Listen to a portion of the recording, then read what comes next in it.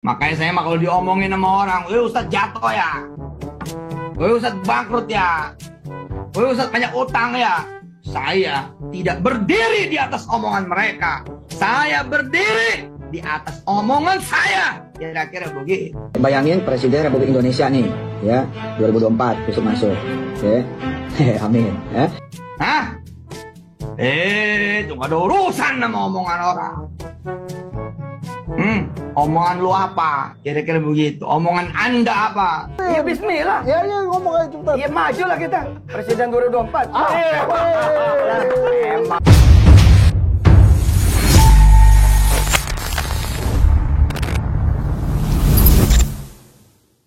Bismillahirrahmanirrahim. Assalamualaikum warahmatullahi wabarakatuh. Kembali lagi bersama saya Lita Walid. Jejak digital, pernyataan-pernyataan Yusuf Mansur di waktu lalu sangat banyak sekali teman-teman. Mulai dari pernyataan-pernyataan dia yang menurut saya nyeleneh, lucu, dan bahkan terkesan bohong teman-teman, karena tidak sesuai dengan kenyataan yang ada gitu. Misalnya pernyataan dia merubah duit menjadi daun menjadi duit, terus berbicara dengan semut, naik pesawat 1000 kali dalam setahun, yang mana pernah ini kita bahas, setahun aja 360 hari gitu. Berarti kan dia ini naik pesawat setiap hari, yang mana itu cukup mustahil teman-teman. Mengaku sebagai komisaris Grab, yang kemudian akhirnya itu dibantah oleh pihak Grab itu sendiri bahwa pernyataan itu tidak benar, memiliki pesawat, dan banyak hal yang lain yang memang ini menurut saya layak untuk dikritik. Menyolawat solawat terhadap barang, yang mana solawat itu sendiri adalah ibadah gitu, yang dalam ajaran Yusuf Mansur ini seolah-olah solawat itu untuk menginginkan satu benda gitu, menginginkan satu harta dunia gitu. Dan ceramah-ceramah Yusuf Mansur di waktu lalu itu tidak jauh-jauh dari yang namanya bisnis gitu. Jadi melihat Yusuf Mansur ini, bagi saya ini sulit membedakan ini orang ustadz apa pengusaha gitu, ustadz apa bisnismen gitu. Kok di setiap ceramah dia itu berbicara tentang uang dan uang. Sekali lagi saya katakan bahwa sebenarnya tidak masalah ketika seorang ustadz itu kemudian menjadi pengusaha gitu, tidak masalah.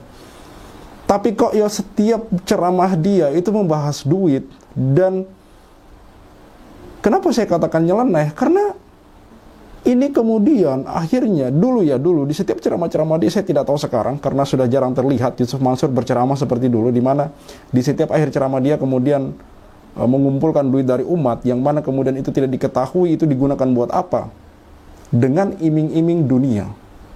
Mengumpulkan sedekah dengan iming-iming dunia. Ketika Anda bersedekah sejuta nanti akan balik 10 juta.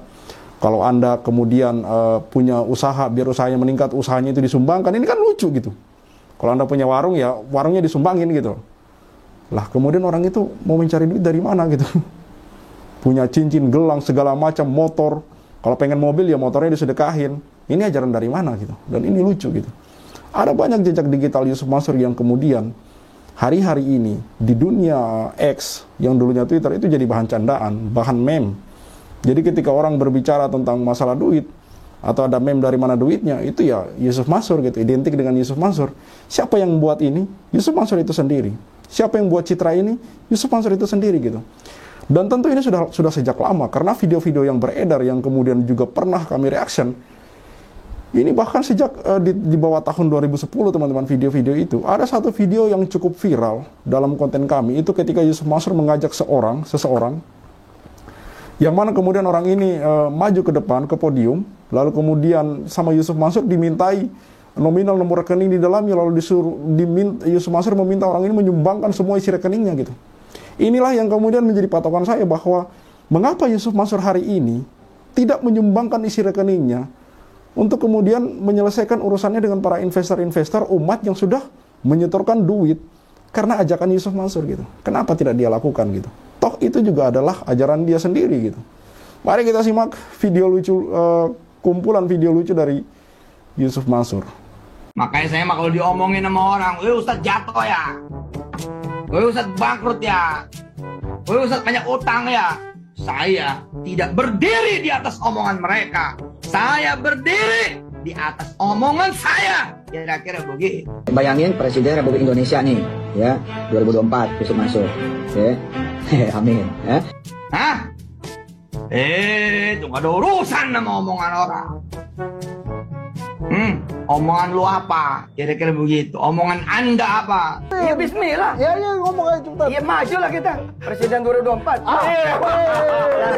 Emangnya apa? Emang susah apa? Kalau ada orang ngomong begini, sampai kapan juga nggak bakalan lu kaya. Kata orang begitu kepada Anda yang miskin. Jangan didengar. Yang didengar itu omongan Anda. Jika tidak bisa jadi pendakwah, saya akan menjadi Presiden. gue ganti warga negara ya, Tat. Enggak, Mas. Insya Allah. Insya Allah lah. Kira-kira. Nah, yang hari ini yang sudah Southeast Asia itu Grab. Selamat buat Grab. Saya komisaris di sana. Insya Allah apaan lo? Sekarang aja lo nggak bisa makan kan? Ya Mas. Namanya juga namanya masih proses. Ngelantur kan. Jelas kan, saya komisaris di sana. Sekarang Grab lagi naik dan saya komisaris di sana. Dan itu dibantah secara langsung oleh Grab. Belakangan kemudian, ini berita lama gitu. Belakangan kemudian dia mengatakan bahwa dia advisor di sana. Apakah kemudian kita masih mau mendengar ceramah dari seseorang yang sudah kepergok nih beberapa kali omongan yang lantur, beberapa kali omongannya ini bohong gitu, tidak sesuai dengan kenyataan gitu. Kita mau katakan apa lagi selain bohong ketika dia benar-benar dengan terang-terangan mengaku komisaris di Grab, yang mana itu sangat lucu sekali kedengarannya gitu.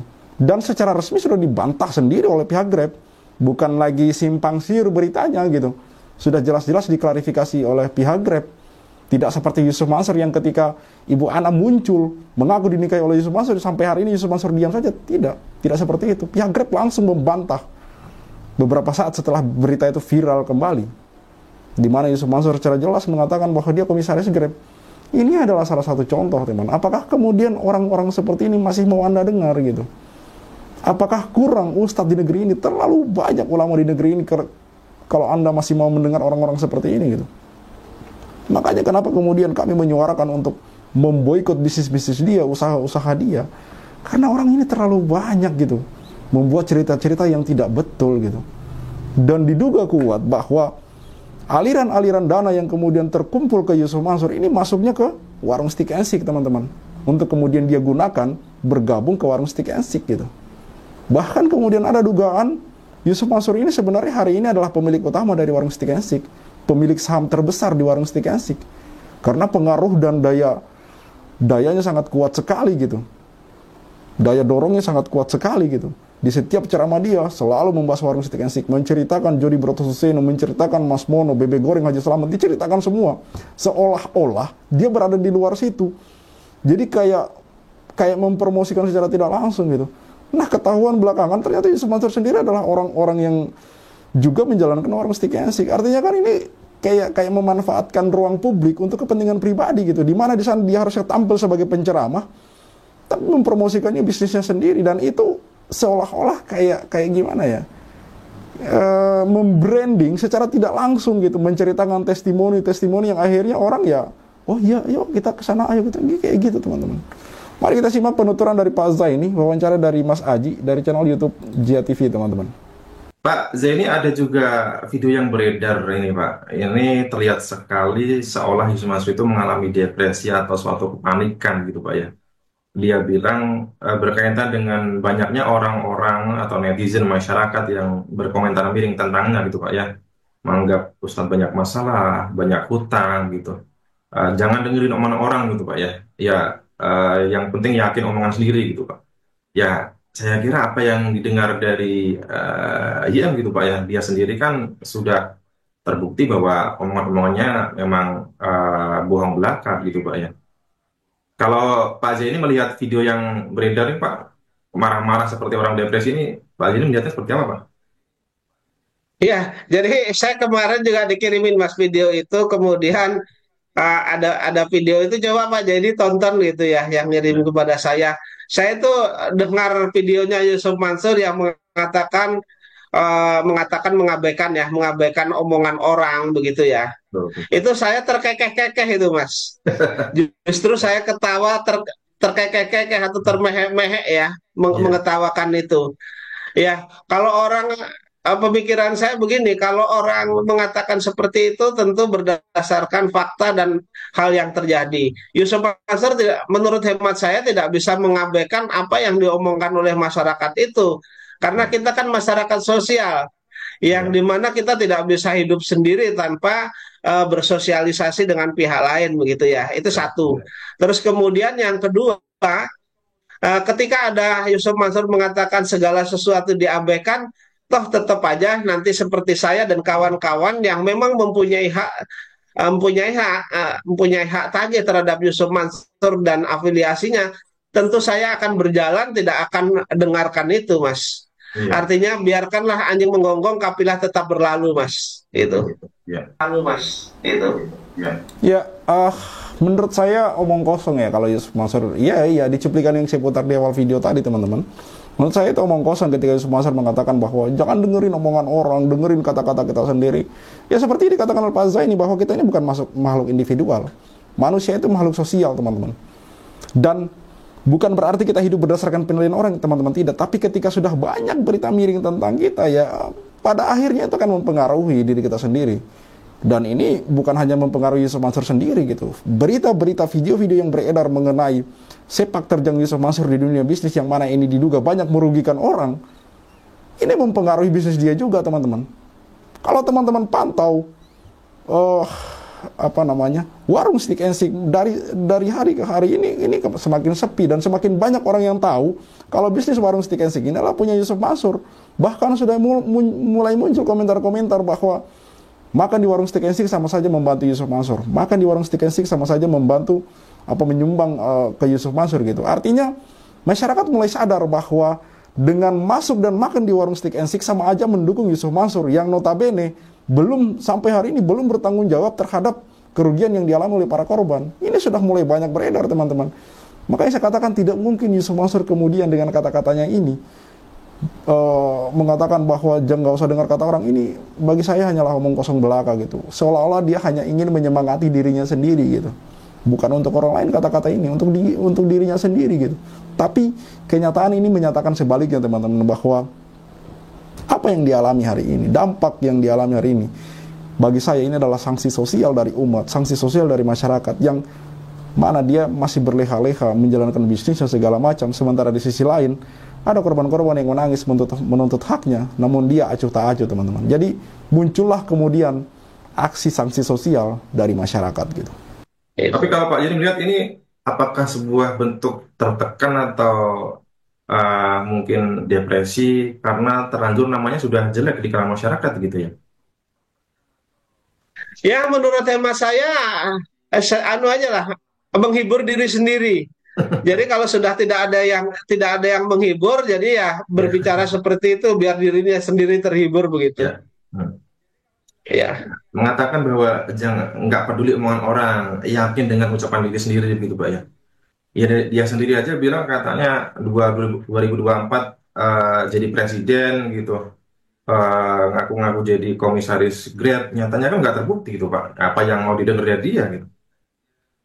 Ya nyatanya kan nggak ada apa yang diomongkan akan mencalonkan presiden. Satu pun partai nggak ada yang menawarkan kepada mereka untuk jadi presiden. Kemudian mereka mengatakan jadi komisaris apa itu dari ini juga nggak, kenyataannya dibantah oleh orang yang diaku-aku. Artinya memang ya menurut saya terlalu halu lah menurut saya kalau seperti Iya, itu. betul. Ya. Baik.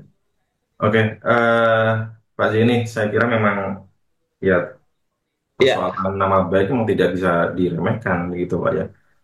Ya. Cuma suruh namanya Sedikit Mas saya tambahkan, jadi peribahasa ya, peribahasa itu kan begini peribahasanya, kalau macan mati itu meninggalkan belang, tetapi gajah mati meninggalkan gading. Jadi Iya. nanti seseorang itu mati juga akan meninggalkan nama. Ketika nama kita sudah jelek, ya kemungkinan saja nanti akan terhina lah Iya. dari orang yang meninggalkan nama jelek dan ahli warisnya tersebut. Iya. Ini kan ada contoh juga pengkhianat di Kerajaan Mataram yang Hmm. kuburannya di Jogja itu badannya kan dikubur di anak tangga sehingga orang bisa menginjak-injak mereka, Mas. Iya, betul betul. Artinya artinya kita hidup ini butuh kita bersosialisasi dengan baik, kemudian nama kita bersih dan seterusnya lah. Tapi nggak tahu kalau pemikirannya Yusuf Mansur, nggak tahu kalau cuman hanya duit-duit, nggak tahu saya, Mas. Yang Iya. jelas sampai dengan saat ini kelompok saya investasi batu bara ini sedang berjuang bagaimana kami mengambil hak itu kepada Yusuf Mansur dan kawan-kawan yang telah menerima uang kami begitu, Iya, iya, Mas. baik. Dan Ya, ini tidak akan berhenti sampai di sini, akan terus-menerus berjalan, Mas, begitu. iya. Ya, namanya jelek di mata masyarakat kan tidak terjadi begitu saja. Itu kan juga pasti ada sebab akibat. Dan sebabnya memang karena ulamanya sendiri. Tidak ada itikat baik kepada para korban-korbannya gitu kan Pak. Selama Yus Mansur tidak ada itikat baik, terus mengulur waktu, tidak ada kemauan untuk membayar hutang-hutangnya. Nah ini kan menjadi pemberitaan di media sosial dan itu pun terus turun-temurun.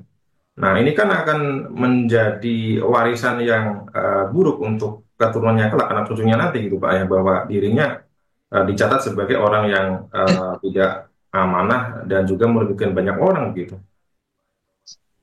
Betul, Mas, betul, betul. Artinya di jejak digital ini kan tidak bisa dihilangkan dan Ya, mudah-mudahan saya nanti perkara-perkara Yusuf Mansur ini bisa saya buat buku ya, yang bisa dipelajari, yang bisa menjadi acuan karena ini upaya hukum tentu menjadi acuan bagi mahasiswa-mahasiswa hukum ya. Dan baik. itu akan dibaca, mudah-mudahan juga putusan-putusan yang ada itu nantinya menjadi jurisprudensi Indonesia begitu, Mas. Bisa menjadi pembelajaran, bisa menjadi kuliah umum, bisa menjadi bahan disertasi gitu Pak ya. Baik, Ya, ya, betul. kembali ke soal munculnya korban-korban Pak Hamzah baru ini Pak.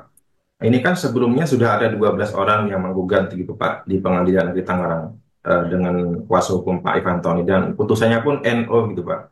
Nah, melihat hal itu Pak dengan adanya ini baru sudah ada 4 orang nih yang mengaku menjadi korban.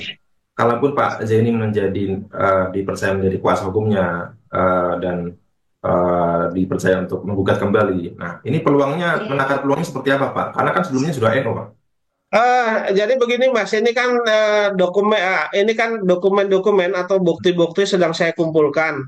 Tentu saya nanti dari dokumen-dokumen itu akan menarik suatu kesimpulan apakah ini masuk perkara pidana atau Ya, perdata. Itu nanti akan saya pertimbangkan. Kemudian kalau masuk di perkara perdata peluangnya bagaimana, kalau masuk di pidana peluangnya bagaimana, ini tentu akan saya pertimbangkan.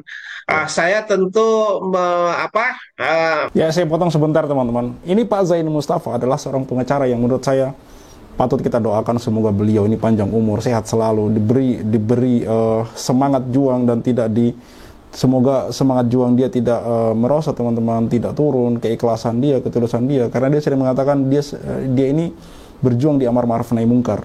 Pak Zaini Mustafa ini selain dia seorang pengacara yang saat ini banyak menangani kasus-kasus yang bersentuhan dengan Yusuf Mansur, mulai dari perumahan Kaisal Mansur, kemudian sekarang yang paling terbaru ini Hotel City, batubara saja dia ini menangani banyak korban yang katanya menurut dia akan menggilir penggugat-penggugat ini untuk kemudian mengajukan gugatan di pengadilan untuk menggugat Yusuf Mansur dan kawan-kawan.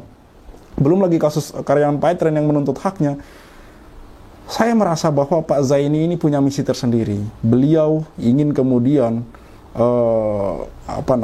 membuka satu wadah yang ini besar, yang mana tutupnya rapat, yang mana di dalam ini ada satu nama besar, yang mana ini sebenarnya borok yang harus disingkirkan teman-teman.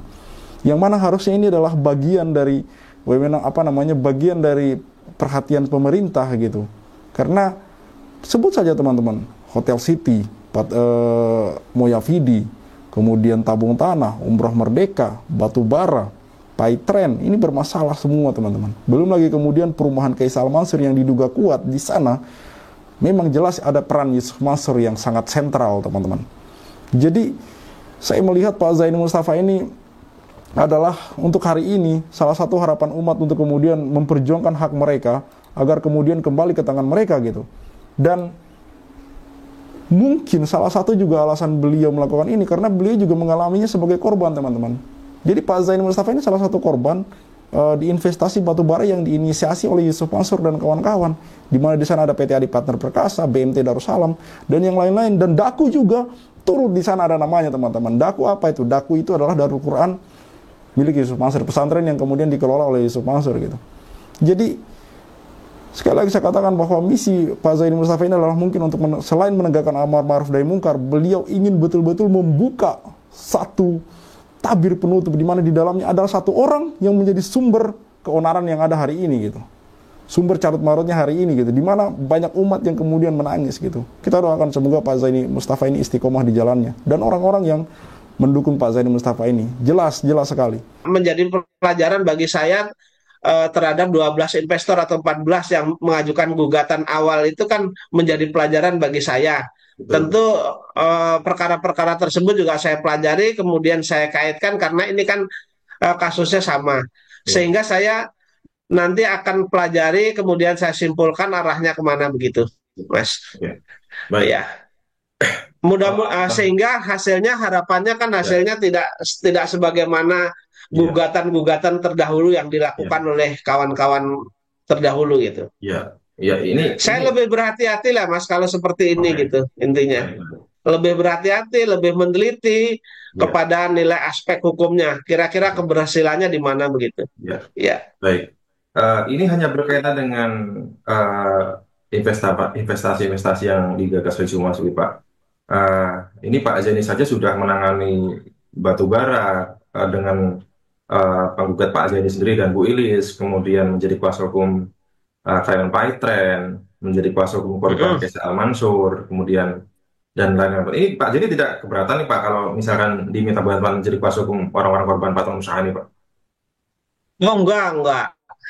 Ya, saya harap, saya sebenarnya ini kan baru dapat beberapa orang baru dapat beberapa orang.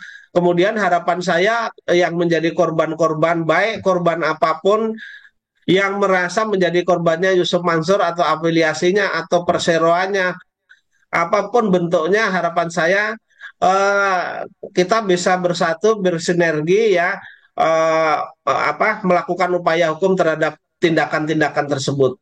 Sehingga nanti terbukalah di masyarakat itu putusan hukumnya bagaimana, sehingga menjadi pelajaran begitu, sehingga tidak ada lagi pihak-pihak lain yang nanti dirugikan begitu, Mas. Ya, saya sepakat, dan saya ini pernah ngobrol langsung dengan Pak Zaini Mustafa ya. Jadi beliau pernah mengatakan bahwa dia sangat berupaya untuk kemudian memenangkan kasus investasi batubara ini, karena ini akan menjadi contoh gitu, dengan segala bukti-bukti yang tentu beliau kumpulkan gitu. Jadi ini benar-benar menuntut Yusuf Mansur, mereka menuntut haknya. Jadi Pak Zaini Mustafa dan kawan-kawan ini menuntut haknya kepada Yusuf Mansur ini melalui jalur yang legal, teman-teman. Jadi kita kesampingkan dulu gelar ustadz yang dimiliki oleh Yusuf Mansur ini, karena ustadz apa yang kemudian banyak memiliki masalah seperti ini, apalagi ini menyangkut masalah uang, teman-teman. Karena masih ada, saya lihat komentar-komentar yang mengatakan bahwa ikhlasin aja dia ustadz. Nggak ada. Ini urusan muamalah, teman-teman. Bahkan ketika ada sebuah kisah, ketika seorang Yahudi dan kemudian orang Islam, orang Yahudi ini menagih utangnya ke orang Islam, itu Rasulullah menyuruh membayarnya gitu. Sampai kemudian mereka orang Yahudi dan orang Islam ini yang berselisih paham, kemudian mereka ke tempatnya Umar radhiyallahu anhu, di mana di sana kemudian Umar bertanya, yang punya utang siapa? Ya umat Islam itu sendiri. Yang utangin siapa? Orang Yahudi ini bahasanya, contohnya ya. Orang Yahudi yang mengatakan saya yang ngutangin dia. Umar mencabut parangnya gitu. Ngapain kalian ke saya? Sudah benar itu apa yang dikatakan oleh Rasulullah SAW, bahwa bayar utangmu. Tidak kemudian melihat dia Yahudi, dia Nasrani, mau Islam, siapa yang berutang, bayar utangnya gitu. Jadi ini contoh bahwa mau ustadz, mau apa ya, punya masalah, ya selesaikan gitu loh. Punya utang ya bayar gitu. Jadi saya melihat apa yang dilakukan oleh Pak Zaini Mustafa ini insya Allah sangat mulia, semoga beliau selalu istiqomah. Dan satu lagi teman-teman, bahwa Yusuf Mansur ini sekali lagi saya katakan ada banyak bisnis yang dia jalankan gitu. Yang mana hari ini yang kita ketahui baru warung stick and stick dan bebek goreng Haji Selamat. yang benar-benar terlihat dengan jelas ya. Makanya kenapa kemudian kami suarakan untuk memboikot, karena ini saya rasa bentuk yang paling efektif dan efisien yang bisa kita lakukan hari ini untuk kemudian sebagai bentuk kritik terhadap Yusuf Mansur gitu. Yang mana beliau belum terlihat untuk kemudian bertanggung jawab gitu. Sekali lagi saya katakan teman-teman bahwa Yusuf Mansur ini mampu sebenarnya untuk menyelesaikan hak-hak para umat yang kemudian sudah berinvestasi kepada atas inisiasi dia. Tapi itu tidak dilakukan teman-teman. Jadi menurut saya sekali lagi apa yang dikatakan oleh Pak Zaini Mustafa ini adalah benar adanya gitu, bahwa teman-teman yang merasa punya hak dan punya bukti sebagai investor dan ingin memperjuangkan haknya, silahkan hubungi Pak Darso Arif, hubungi Pak Zaini Mustafa dan perjuangkan hak Anda. Ketika kemudian Anda menang, yang pertama selain hak Anda balik, Anda juga turut andil dalam mencegah kemudian hal-hal yang sama di kemudian hari teman-teman.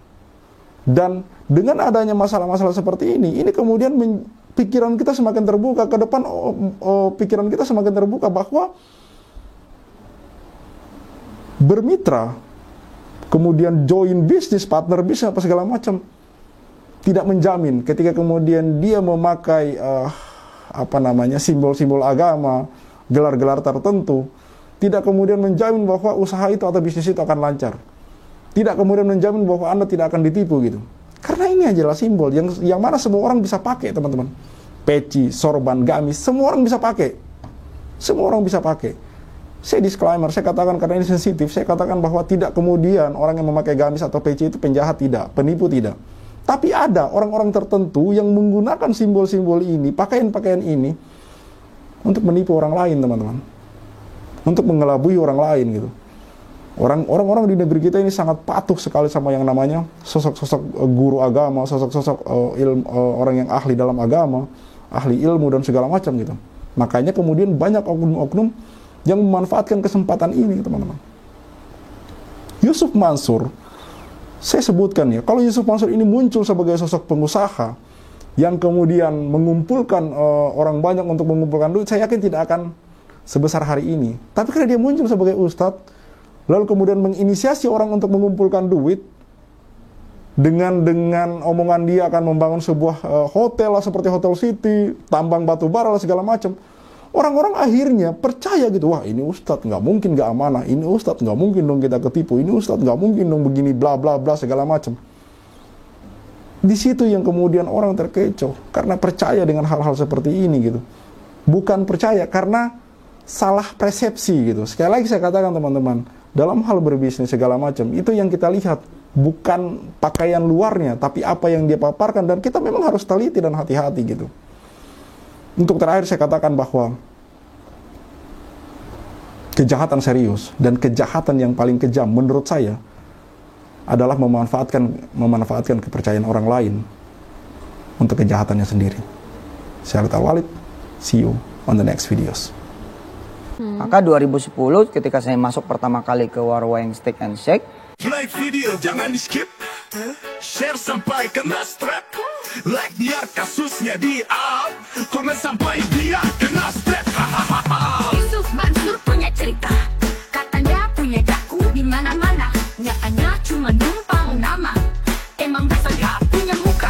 Boykot Yusuf Mansur, bikin bisnis batu bara kau bangkrut, bikin aplikasi Paytran kau macet, bikin program umroh merdeka kau mampet, bikin program tabung tanah kau rungkak, bikin program Moya Vidi kau katot, bikin bisnis Hotel City ya bacot, bisnis mandek duitnya dicokot.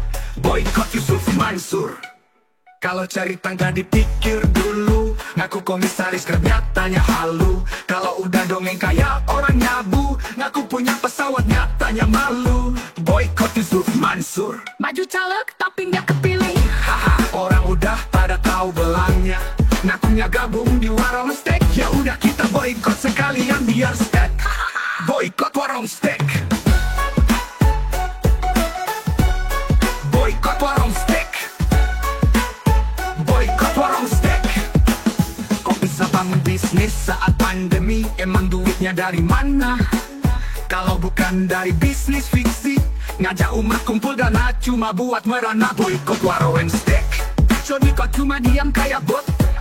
Apa sih ujuk bikin lu takut?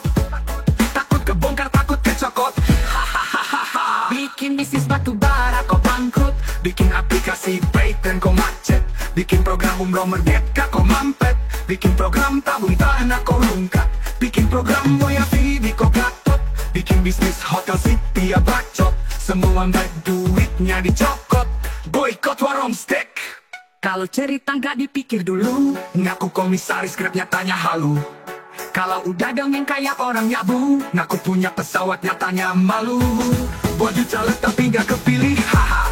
Orang udah pada tahu belangnya, ngakunya gabung di warung steak. Ya udah kita boykot sekalian biar steak. Boykot warung steak. Sorry kok cuma diam kayak bot. Apa sih ujuk bikin lu takut? Takut kebongkar, takut kecokot, hahaha. Bikin bisnis batu bara kau bangkrut, bikin aplikasi Paytren kau macet, bikin program umroh merdeka kau mampet, bikin program tabung tanah kau lungkat, bikin program Moya Vivi kau gatot, bikin bisnis hotel city ya bacot, semua baik duitnya dicokot, boykot warung steak. Kalau cerita nggak dipikir dulu, ngaku komisaris grabnya tanya halu. Kalau udah dongeng kayak orang nyabu, ngaku punya pesawat nyatanya malu. Maju caleg tapi nggak kepilih, haha. Orang udah pada tahu belangnya, ngakunya gabung di warung steak. Ya udah kita boykot sekalian biar steak. Boykot warung steak. Stop mampir di sana, stop masuk ke sana, stop makan di sana, stop bikin si ujuk kaya. Boykot warung steak. Bikin Yusuf Mansur ketar-ketir, biar dia mikir, biar dia sadar tanggung jawab. Mansur, kami sudah hilang sabar, umat sudah marah besar. Sampai mana kau kabur, akan terus kami kejar walau sampai lubang kubur. Boykot warung steak. Boykot warung steak. Boykot warung steak. Play video jangan di skip, share sampai kena strap, like biar kasusnya di up, komen sampai dia kena step.